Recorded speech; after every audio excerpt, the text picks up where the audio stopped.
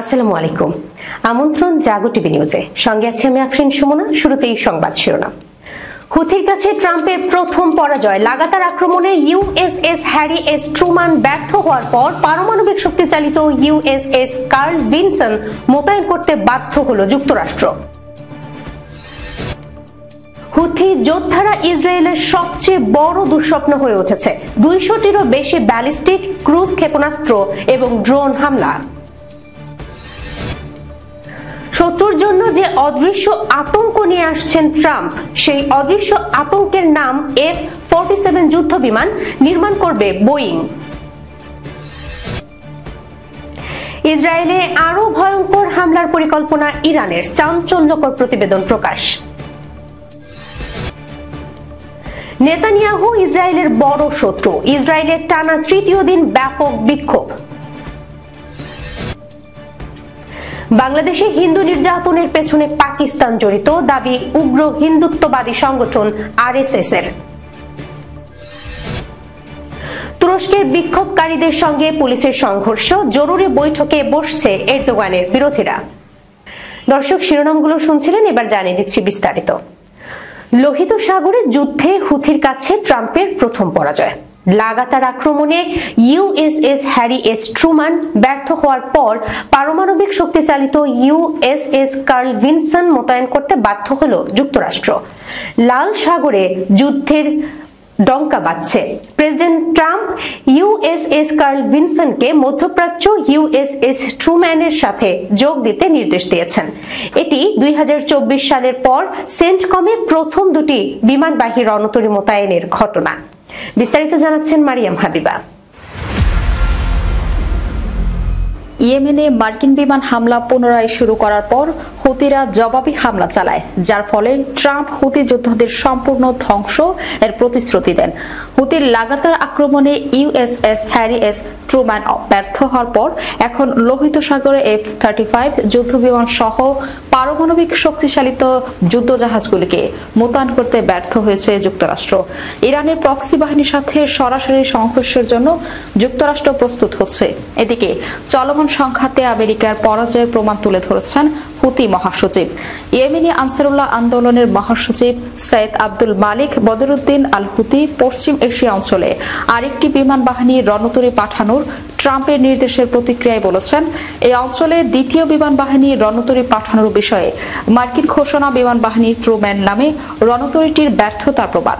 তিনি জোর দিয়ে বলেন, আমেরিকার তার বিমান বাহিনীর রণতরী দিয়ে অন্যদের ভয় দেখায়, কিন্তু ইয়েমেনের সাথে সংঘর্ষে এই জাহাজগুলো তার কাঁধে বোঝা হয়ে উঠতে পারে। এ প্রসঙ্গে ইয়েমেনের সুপ্রিম পলিটিক্যাল কাউন্সিলের সদস্য মোহাম্মদ আলী আল হুতি সোশ্যাল নেটওয়ার্ক এক্সে লিখেছেন, এই অঞ্চলে মার্কিন যুক্তরাষ্ট্রের আরও সেনা ও সরঞ্জাম পাঠানোর ঘোষণা ইয়েমেনের বিরুদ্ধে সন্ত্রাসী ও অবৈধ অভিযানকে শক্তিশালী ও সম্প্রসারিত করার জন্যই করা হয়েছে। আল হুতি আরো বলেন, আমেরিকার এই পদক্ষেপ এই অঞ্চলে ইউএসএস হ্যারি ট্রুম্যান এবং মার্কিন বাহিনীর পরাজয়ের কারণ এবং চিহ্ন ফুটে উঠেছে।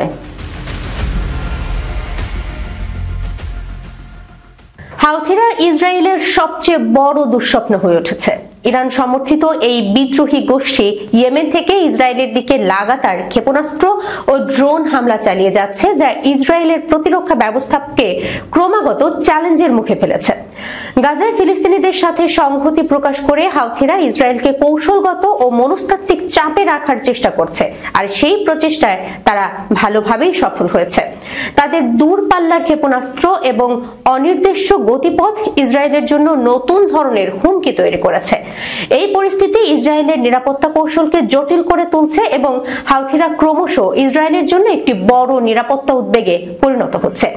2023 সালের অক্টোবরে ইসরায়েল হামাস যুদ্ধ শুরুর পর থেকে হাউথিরা ইসরায়েলি অঞ্চলে 200টিরও বেশি ব্যালিস্টিক ক্ষেপণাস্ত্র, ক্রুজ ক্ষেপণাস্ত্র এবং ড্রোন হামলা চালিয়েছে, যা প্রায় 1000 মাইলেরও বেশি দূরত্ব থেকে। হাউথিরা ইয়েমেন থেকে ব্যালিস্টিক ক্ষেপণাস্ত্র, ক্রুজ ক্ষেপণাস্ত্র এবং ড্রোনের 1000 মাইলেরও বেশি দূরত্ব থেকে সফলভাবে হামলা পরিচালনা করে যাচ্ছে। ইসরায়েল হাউথি ক্ষেপণাস্ত্র শনাক্ত করতে ক্রমাগত ব্যর্থ হচ্ছে। শত্রুর জন্য যে অদৃশ্য আতঙ্ক নিয়ে আসছেন ট্রাম্প, সেই অদৃশ্য আতঙ্কের নাম F-47 যুদ্ধ বিমান। মার্কিন বিমান বাহিনীর জন্য পরবর্তী প্রজন্মের যুদ্ধ বিমান তৈরি করবে বিমান নির্মাতা কোম্পানি বোয়িং। নতুন প্রজন্মের এই যুদ্ধ বিমানের নাম দেওয়া হয়েছে F-47। আর এই যুদ্ধ বিমানগুলো শত্রুর জন্য অদৃশ্য আতঙ্ক হবে বলে জানিয়েছেন ডোনাল্ড ট্রাম্প। মার্কিন সংবাদ মাধ্যম NPR এক প্রতিবেদনে এ তথ্য জানিয়েছে। মারিয়াম হাবিবার রিপোর্ট।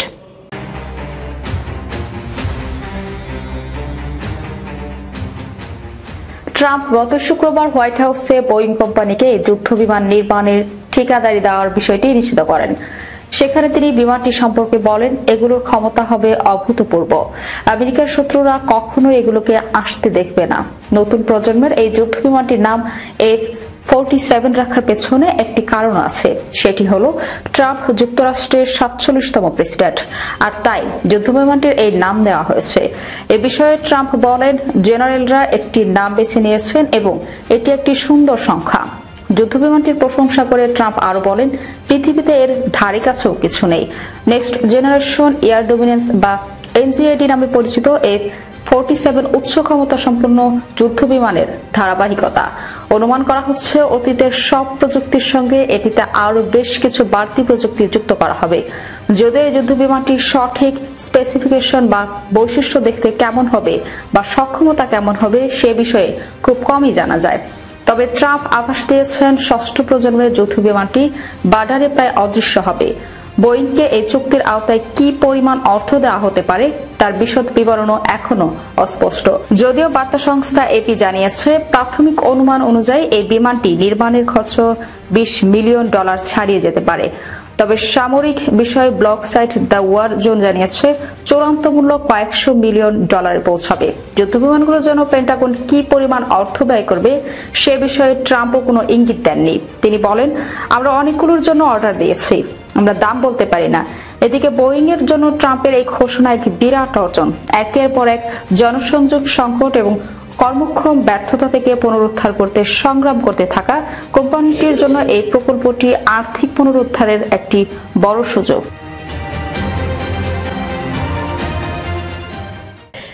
মার্কিন এবং ইসরায়েলি আধিপত্যবাদের বিরুদ্ধে একাই লড়ে যাচ্ছে মধ্যপ্রাচ্যের অন্যতম পরাশক্তি ইরান।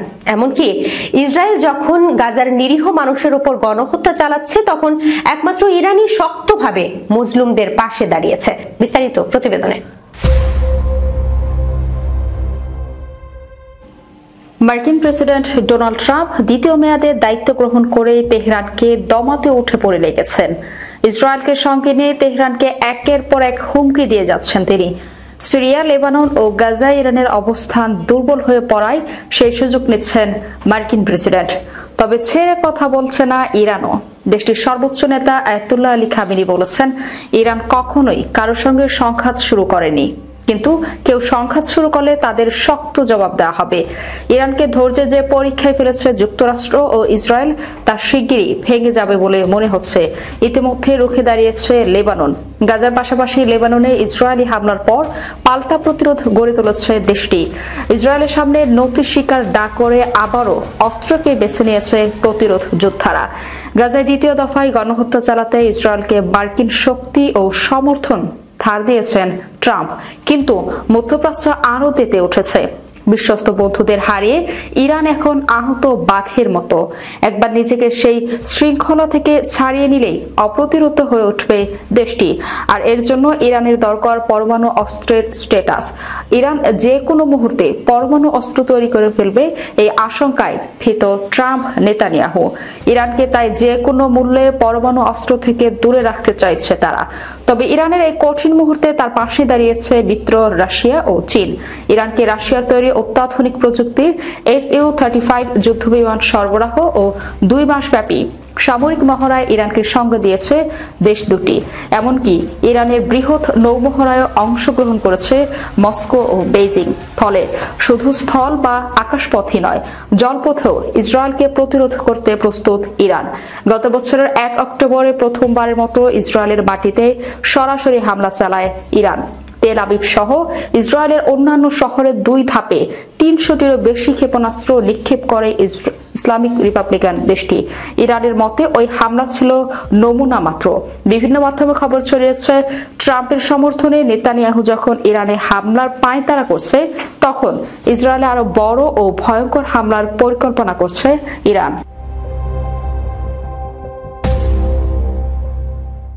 নেতানিয়াহু ইসরায়েলের বড় শত্রু।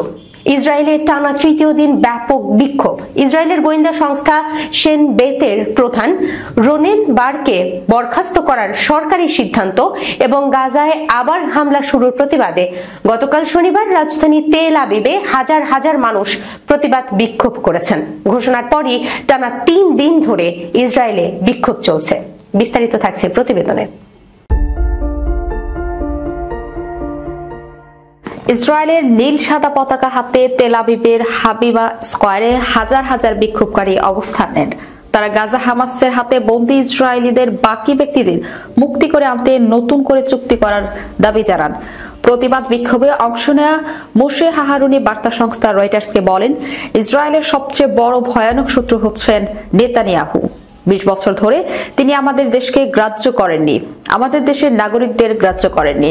গাজা ইসরায়েলের নির্বিচার হামলা শুরুর পর থেকে হামাসের হাতে বন্দী ব্যক্তিদের পরিবারের সদস্য ও সমর্থকেরা প্রায় নিয়মিত বিক্ষোভ করে আসছেন। ওইসব বিক্ষোভ সমাবেশে নানা সময়ে নেতানিয়াহু সরকারের কড়া সমালোচনা করা হয়েছে। বিক্ষোভকারী ইরেজ বার্মেন বার্তা সংস্থা রয়টার্সকে বলেন, আমরা 1.5 বছর পর আবারও গাজায় ভয়াবহ যুদ্ধ দেখছি। এখনো গাজার ক্ষমতায় হামাস, এখনো ওই সংগঠনের হাজার হাজার যোদ্ধা রয়ে গেছে। সুতরাং এই যুদ্ধে ইসরায়েলের নেতানিয়াহু সরকার তার লক্ষ্য অর্জনে পুরোপুরি ব্যর্থ হয়েছে। বিক্ষোভ উপস্থিত 63 বছর বয়সী মোশে হাহারুনি রয়টার্সকে বলেন, ইসরায়েলের সবচেয়ে বিপজ্জনক শত্রুর নাম বেঞ্জামিন নেতানিয়াহু। প্রায় 20 বছর ধরে তিনি ক্ষমতায় আছেন এবং এই 20 বছরে একবারও দেশের কথা, দেশের নাগরিকদের কথা তিনি চিন্তা করেননি। ভারতের উগ্র হিন্দুত্ববাদী সংগঠন রাষ্ট্রীয় স্বয়ংসেবক সংঘ RSS দাবি করেছে বাংলাদেশে হিন্দুদের উপর নিরবিচ্ছিন্ন ও পদ্ধতিগত নির্যাতন চলছে। এর পেছনে পাকিস্তান ও ডিপ স্টেট জড়িত রয়েছে। খবর ইন্ডিয়ান এক্সপ্রেস। RSS এর সর্বোচ্চ সিদ্ধান্ত গ্রহণকারী সংস্থা অখিল ভারতীয় প্রতিনিধি সভা শনিবার বেঙ্গালুরুতে তাদের বার্ষিক সভায় এ সংক্রান্ত প্রস্তাব পাশ করেছে। এই প্রস্তাবে বাংলাদেশের হিন্দু ও অন্যান্য সংখ্যালঘু সম্প্রদায়ের উপর প্রাতিষ্ঠানিক নিপীড়ন বলে অভিহিত করা হয়েছে। এছাড়া বাংলাদেশে সংখ্যালঘু নির্যাতনের বিষয়টি জাতিসংঘ ও অন্যান্য আন্তর্জাতিক সংস্থার কাছে উত্থাপন করতে ভারত সরকারের প্রতি আহ্বান জানানো হয়েছে। প্রস্তাবে অভিযোগ করা হয়েছে, বাংলাদেশের প্রশাসনের কিছু অংশের পরোক্ষ সহায়তায় উগ্র ইসলামপন্থী গোষ্ঠীগুলো মন্দির, ধর্মীয় প্রতিষ্ঠান এবং হিন্দু সম্প্রদায়ের উপর আক্রমণ পরিচালনা করছে।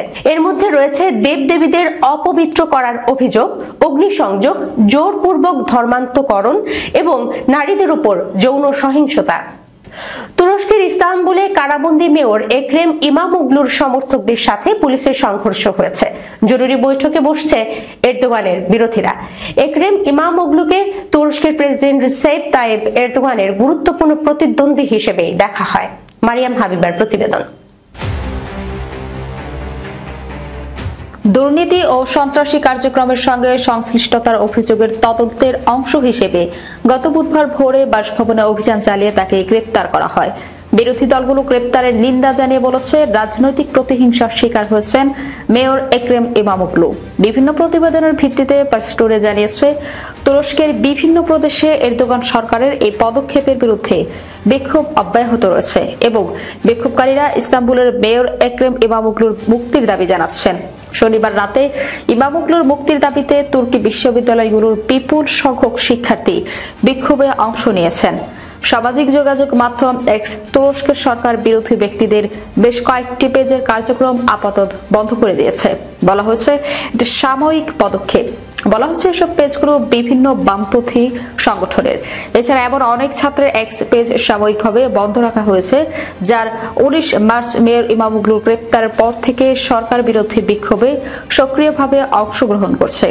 আল মায়াদিন টিভি চ্যানেল এক প্রতিবেদন জানিয়েছে, আটক মেয়রকে জিজ্ঞাসাবাদ করেছে নিরাপত্তা বাহিনী। তাকে জিজ্ঞাসাবাদের পর শনিবার রাতে শেষ হয়েছে এবং তিনি তার বিরুদ্ধে রায়ের অপেক্ষায় আছেন। এই প্রতিবেদনে আরো বলা হয়েছে, তুরস্কের পাবলিক প্রসিকিউটর আটক মেয়র ইমামোগলুর জন্য কারাদণ্ডের আবেদন করেছেন এবং আদালত শীঘ্রই এই বিষয়ে আদেশ জারি করবে বলে আশা করা হচ্ছে। যদিও ইমামোগলু তার বিরুদ্ধে আনা সমস্ত অভিযোগ দৃঢ়ভাবে অস্বীকার করছেন। দর্শক, এই ছিল এখনকার মতো জাগো টিভি নিউজে। যাবার আগে সংবাদ শিরোনামগুলো জানিয়ে দিচ্ছি আরো একবার। হুথির কাছে ট্রাম্পের প্রথম পরাজয়। লাগাতার আক্রমণে ইউএসএস হ্যারি এস ট্রুমান ব্যর্থ হওয়ার পর পারমাণবিক শক্তি চালিত ইউএসএস কার্ল ভিনসন মোতায়েন করতে বাধ্য হল যুক্তরাষ্ট্র।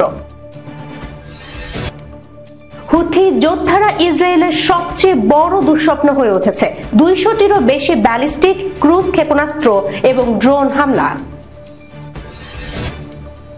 শত্রুর জন্য যে অদৃশ্য আতঙ্ক নিয়ে আসছেন ট্রাম্প, সেই অদৃশ্য আতঙ্কের নাম F-47 যুদ্ধ বিমান নির্মাণ করবে বোয়িং।